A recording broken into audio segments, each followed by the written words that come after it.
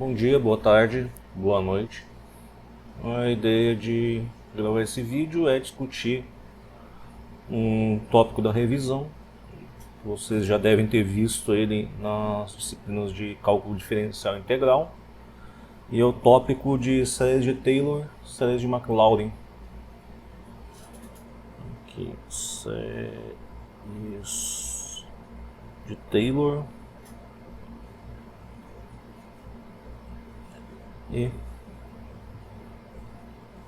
Maclaurin. A ideia da aproximação na série de Taylor é quando você tem uma função. Normalmente ela é definida aqui o domínio dos números reais e o contradomínio aqui também é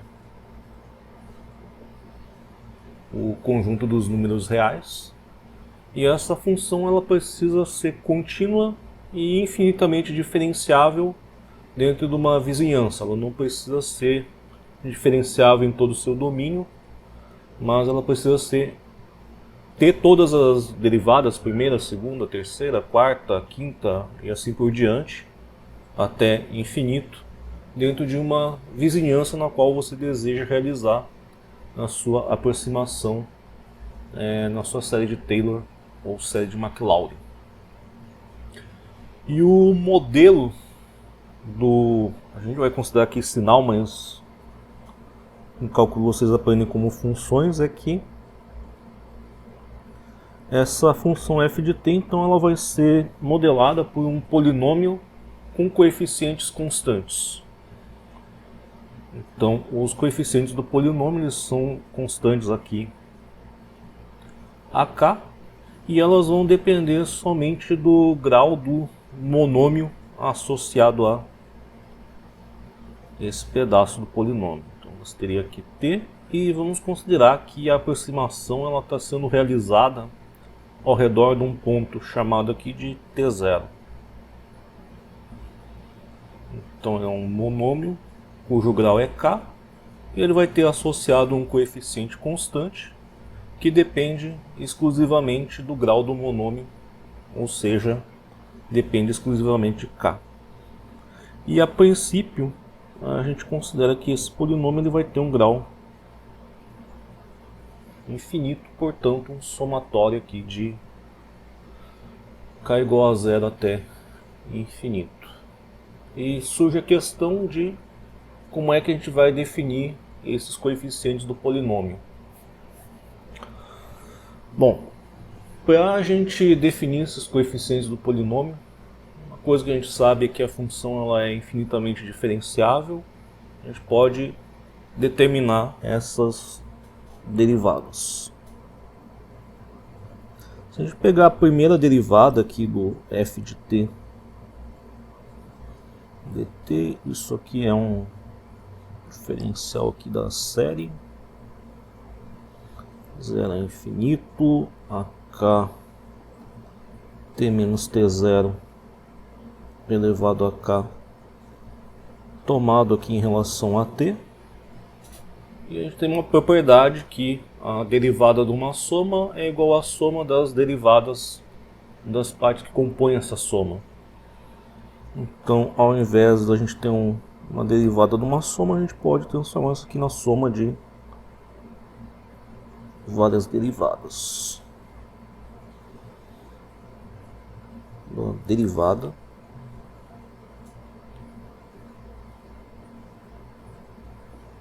do AK t menos t0 elevado a k tomado em relação a t. E aqui dentro desse somatório a gente vai ter um termo dentro aqui que vai ser o termo para um termo que ele é para k igual a zero. Quando a gente determinar a derivada desse termo, t menos t0 elevado a zero, daria 1. A derivada exatamente desse termo para k igual a zero seria a derivada de AK vezes 1 em relação a dt, e essa derivada ela é igual a zero. Então, para a primeira derivada, o somatório não precisa começar do zero, ele pode começar de 1. Na verdade, ele vai ficar mais simples se a gente iniciar ele de 1.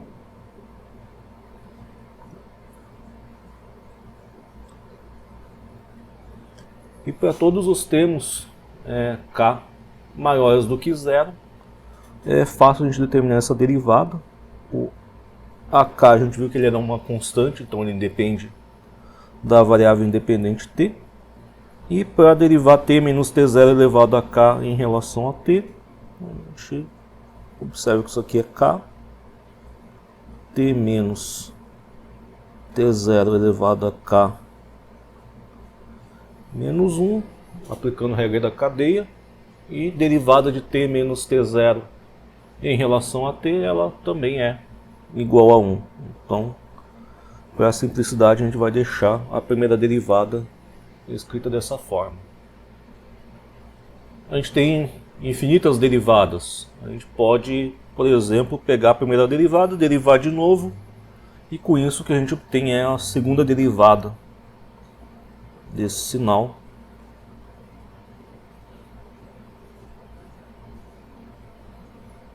Então a gente repete o processo de derivada. E agora, na função original aqui, a gente tem original não, na primeira derivada, a gente tem o somatório começando aqui de k menos 1, sendo que o somatório começa a partir de k. Então exatamente para k igual a 1, aquele k menos 1 seria igual a 0, e o termo da primeira derivada associado a k igual a 1 seria a1 vezes 1, t menos t0 elevado a 0, que vai me dar 1, e portanto ele é um termo que ele é constante em relação a t. Quando se tira a derivada de termos que são constantes em relação a t e toma a derivada em relação a t, essa derivada se torna 0. Então, para a segunda derivada, o somatório ele deve começar aqui de k igual a 2 até infinito. O termo AK, quando a gente tomar a derivada, ele é constante, então ele permanece constante. K também ele é uma constante em relação a t, e a gente precisa derivar então esse termo t menos t0 elevado a k menos 1 em relação a t. Essa derivada então ela vai ser igual a k menos 1, t menos t0 elevado aqui a k menos 2, aplicando a regra da cadeia, e a derivada de t menos t0 em relação a t é igual a 1. Então a gente vai omitir aqui para simplificar a notação. O que mudou da primeira para a segunda derivada? Então a gente observa que o somatório agora ele começa a partir de 2 na segunda derivada. Você fez surgir aqui um termo multiplicando a mais, um termo k menos 1, e o expoente aqui do termo t menos 0 passou de k menos 1 para k menos 2. A gente pode repetir o processo e determinar a terceira derivada, fazer aqui só para motivos didáticos, mas a gente já começa a ver a formação do padrão que a gente quer enxergar ali. dt3, que seria aplicar o operador de derivada sobre a segunda derivada. Então, novamente, para k igual a 2, esse termo da segunda derivada ele seria a2 vezes 2, t menos t0 elevado a 0. T menos t0 elevado a 0 é igual a 1. Ficaria somente a2 vezes 2. Isso tudo ele é uma constante em relação a t. O somatório ele poderia então começar de k igual a 3 até infinito. A k é constante, k é constante, k menos 1 é constante, tudo isso em relação a t, e a gente precisa determinar a derivada de t menos t0 em relação a t. Portanto, determinando essa derivada seria k menos 2 vezes t menos t0 elevado aqui a k menos 3. Aqui nesse ponto a gente já consegue informação razoável para a gente fazer uma indução de qual seria a enésima derivada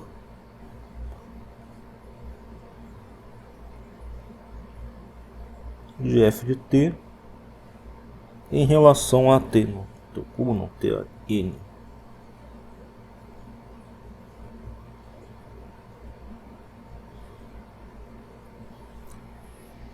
Então o limite inferior do somatório para a primeira derivada, ele está começando aqui em 1, para a segunda derivada ele está começando em 2, para a terceira derivada ele começa em 3, e a gente começa a ver um padrão que o limite inferior ele é igual à ordem da derivada que a gente está determinando. Então a gente pode dizer aqui que ele vai começar de n e vai até infinito. O AK está presente na primeira, na segunda, na terceira. Não há motivos para a gente achar que ele não vai aparecer na enésima derivada. E, bom, esses termos que vão aparecendo aqui conforme a gente vai aumentando a ordem da derivada, a gente pode utilizar uma outra notação que é do produtório. A gente pode dizer que isso aqui é um produtório de uma outra variável aqui chamada L igual a 0. Na verdade a gente vai modelar aqui. Isso aqui seria, por exemplo, k menos 0 vezes k menos 1 vezes k menos 2. Então começaria de 0, iria para 1 até 2, ou seja, o superior desse produtório seria 1 menos a ordem da derivada. Então ele iria aqui até n menos 1. Ele é um produtório aqui de termos k menos L. E finalmente o último pedaço aqui da derivada seria t menos t0.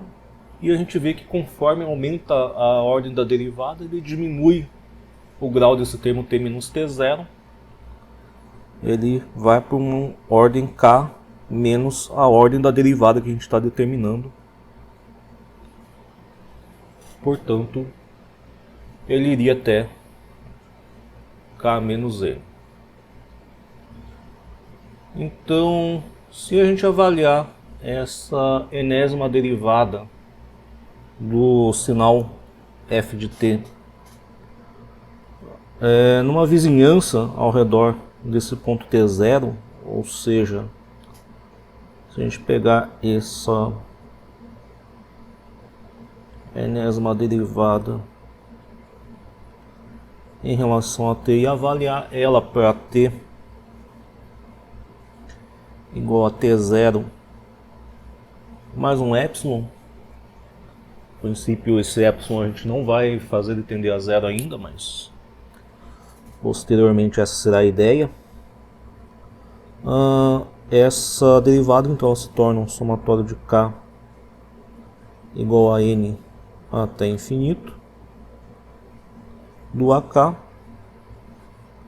produtório de L igual a 0 até n menos 1, k menos L vezes t mais epsilon menos t0 vai me dar aqui somente o epsilon elevado aqui a k menos n. E aqui a gente tem que parar e analisar como é que se comporta esse termo epsilon elevado a k menos n. Ele seria um infinitesimal elevado a uma potência, e a uma potência que é um número inteiro. Então vamos pensar o que acontece aqui no limite quando epsilon tende a 0, e a gente vai analisar aqui mais simples, aqui um epsilon elevado a m.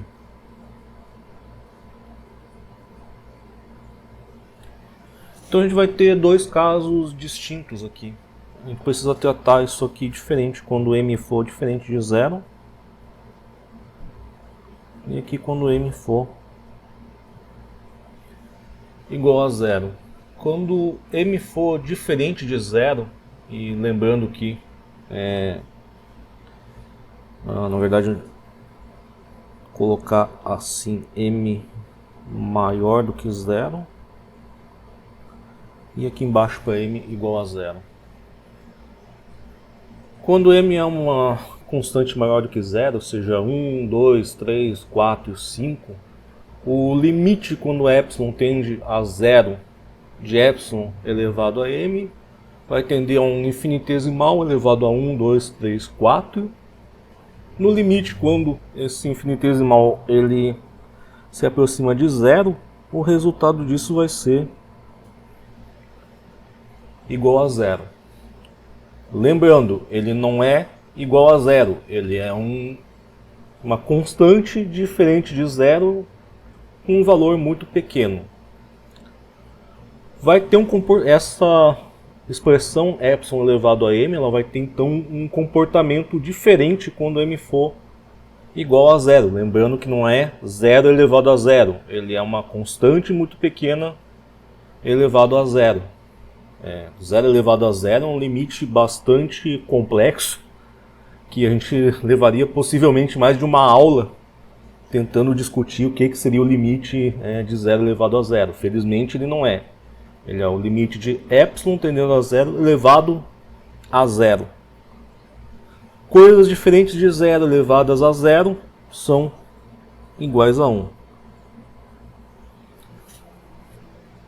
Por que a gente fez isso? Agora, quando a gente for voltar para a expressão da derivada, esse somatório aqui, ele vai ter quase todos os termos iguais a 0, que seria para esses valores de m maiores do que 0, aqui no caso k menos n maior do que 0. Quando que esses termos do somatório vão ser diferentes de 0, seria quando o expoente desse epsilon aqui fosse igual a 0. Quando que isso vai acontecer? Quando k menos n for igual a 0, ou seja, quando k for igual a n. Vai ser o único termo desse somatório que vai ser diferente de 0. Todos os outros termos vão ser iguais a 0 e a coisa vai ficar muito mais simples a partir desse ponto. Então aqui no limite, quando epsilon tende a 0 dessa derivada enésima do f de t, dt elevado a n, t igual a t0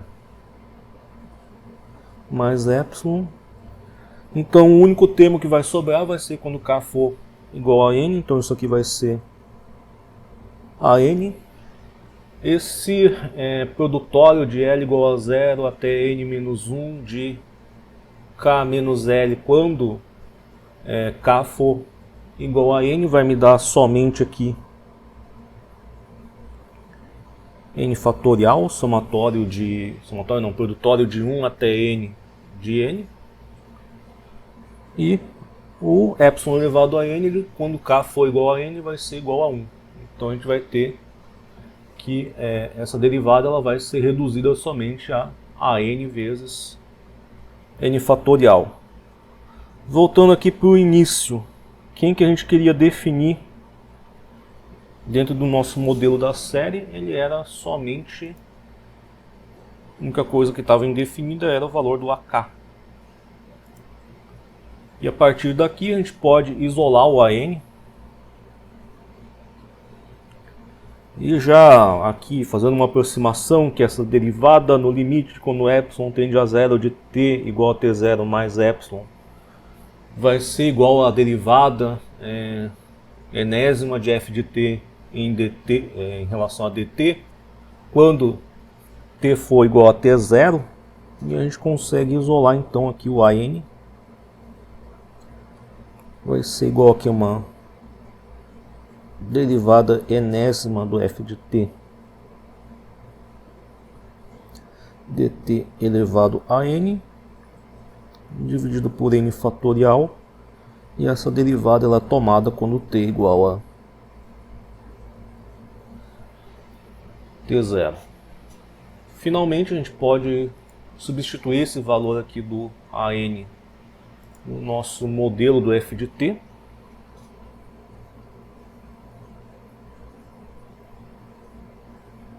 Somatório aqui de k igual a 0 até infinito. O AK ele vai ser então a késima derivada do f de t dt elevado a k, tomado quando t igual a t0, dividido por n fatorial, que é o valor do AK. Tudo isso multiplicado aqui por t menos t0 elevado a k. Essa série aqui ela é bastante conhecida, ela é chamada de série de Taylor.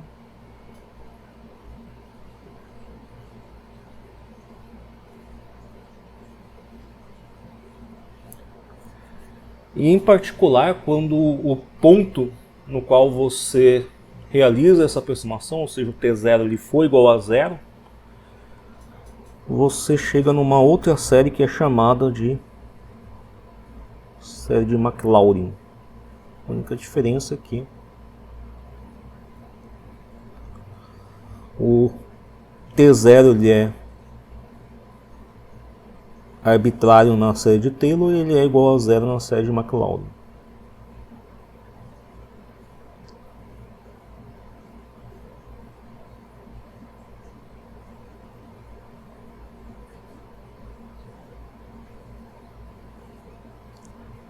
E essa outra aqui é a chamada série de Maclaurin.